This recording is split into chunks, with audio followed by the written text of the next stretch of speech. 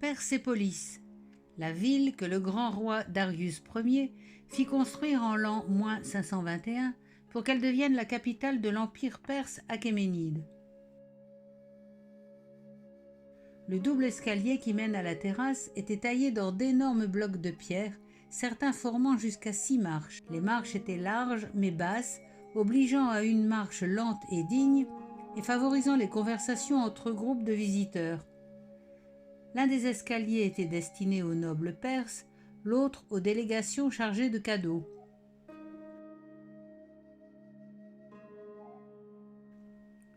Sur cette terrasse était construit un ensemble de palais indispensables aux fonctions emblématiques, protocolaires ou administratives relatives à un grand empire.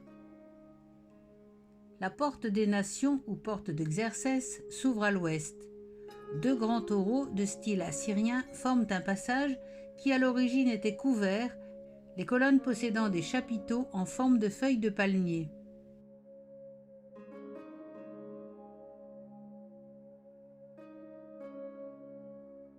On y voit des graffitis de toutes les époques.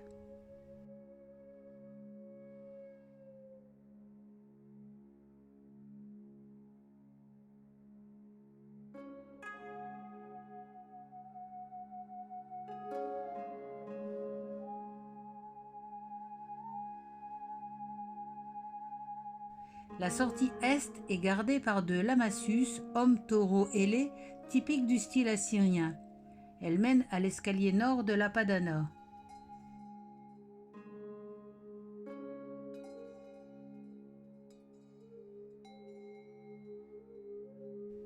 La route des processions est longue de 92 mètres et large de 10. De chaque côté, échelonnés tous les 7 mètres, des gardes paradaient lors des cérémonies de représentation.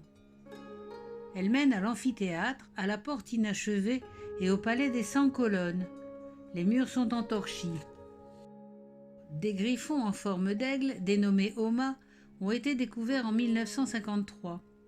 Bien que symboles de bon augure, ils ne font pas partie des figures utilisées à Persépolis et on ne sait pas pourquoi ils sont restés inachevés sur place.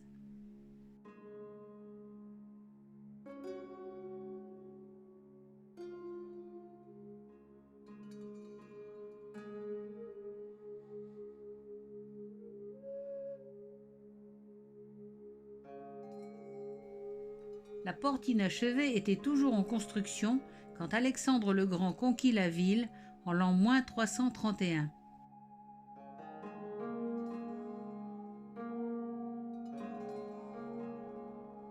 Ces protomées à lamassus ou à taureau auraient dû atteindre la même hauteur que celle de la porte des nations. Ces images d'archives montrent les étapes de la restauration de la porte.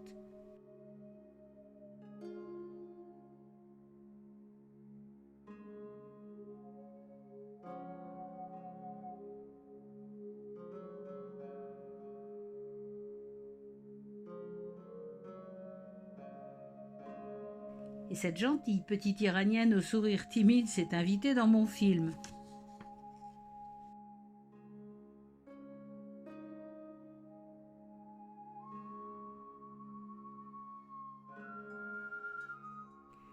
Darius voulait construire une ville monumentale représentant la diversité des peuples qui composaient l'Empire. Les artisans de toutes les satrapies de l'Empire ont donc collaboré à ce chantier. Le style de Persépolis résulte de la fusion de toutes les influences artistiques et rituelles de l'époque, produisant un ensemble singulier.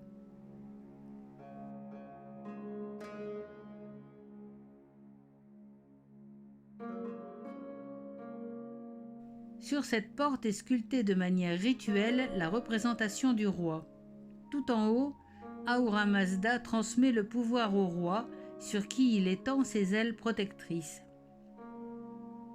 Au-dessous, on voit le roi assis sur un trône, les pieds reposant sur un piédestal et ne touchant pas le sol. Il est plus grand que nature et plus grand que tous les autres personnages qui l'entourent.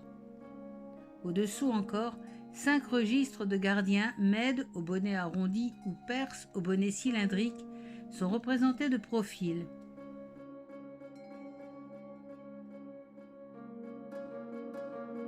La porte inachevée débouche sur la cour du palais des 100 colonnes. Ce palais est une salle de réception construite sous Xerxès, fils de Darius Ier, car l'Empire se composait alors de 28 peuples différents.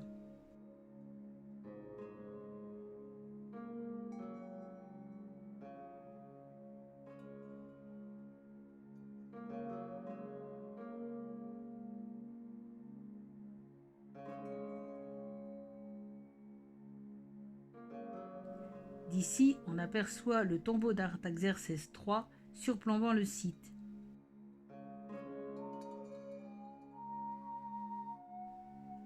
Les lions étaient abondants en Iran et la chasse aux lions un sport royal. Le thème du roi affrontant un lion, un géant ou un monstre est fréquent.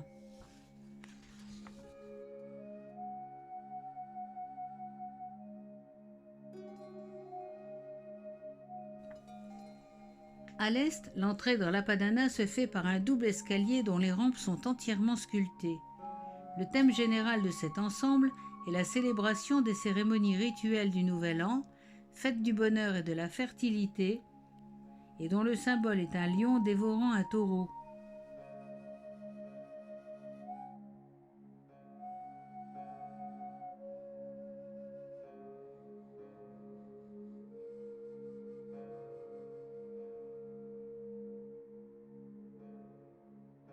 Le premier panneau de la volée nord montre la réception des Mèdes et des Perses.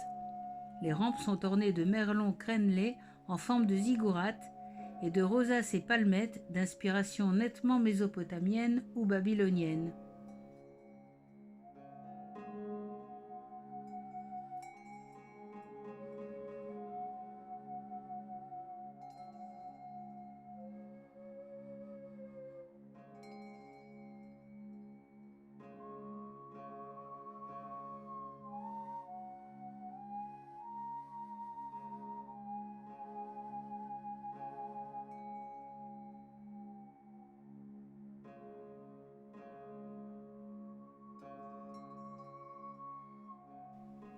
Le panneau sud raconte l'arrivée des délégations des nations composant l'Empire. Chaque délégation est conduite par un guide mède ou perse et elle apporte des présents représentatifs de sa culture, ce qui, à l'époque, en plus des détails physiques ou vestimentaires, permettait de les identifier précisément. On y voit des présentations de béliers, de bœufs, de vases, de bijoux et de tissus. Mais si l'on connaît bien la liste des 23 peuples soumis par Darius, nous ne pouvons plus les identifier avec certitude aujourd'hui.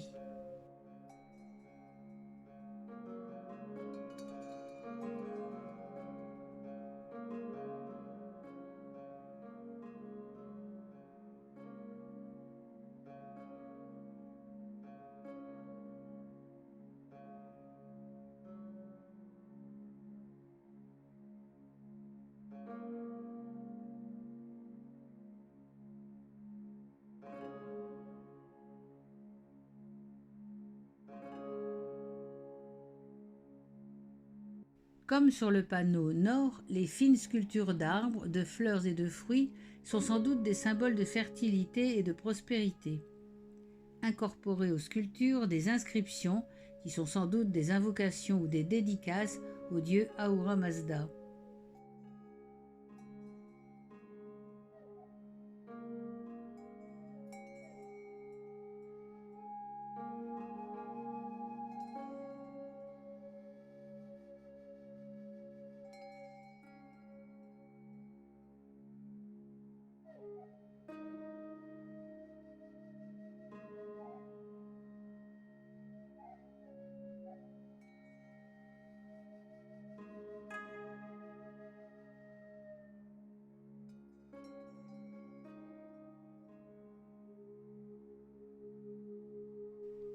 Et voici l'Apadana, espace hypostyle de 36 colonnes, où Darius pouvait recevoir jusqu'à 10 000 vassaux.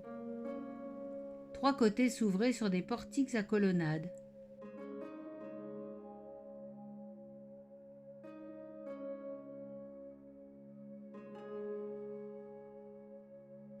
À l'arrière se trouve le Takara ou palais de Darius, formé d'une salle hypostyle à 72 colonnes au centre, entourée de nombreuses salles plus petites.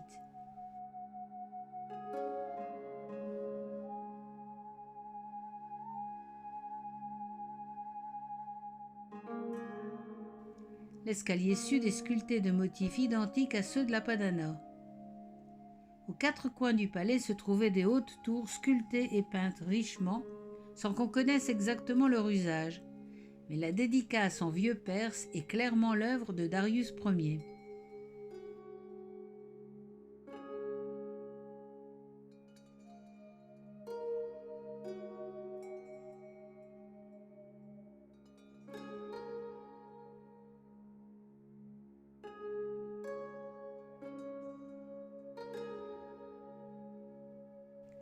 Le Hadish est le palais de Xerxès, bâti sur le même modèle que le Takhara, mais 2 fois plus vaste. Au milieu du hall central, on peut voir d'étonnantes représentations de Xerxès en promenade, escorté de serviteurs l'abritant sous une ombrelle. Ici, la reconstitution de l'un des portiques du Takhara, coloré comme on suppose qu'il l'était à l'époque. On longe le palais des 100 colonnes, appelé aussi salle du trône, et l'on grimpe la colline de Qu-e-Ramat ou montagne de la Miséricorde où est creusée la tombe d'Artaxerxès III.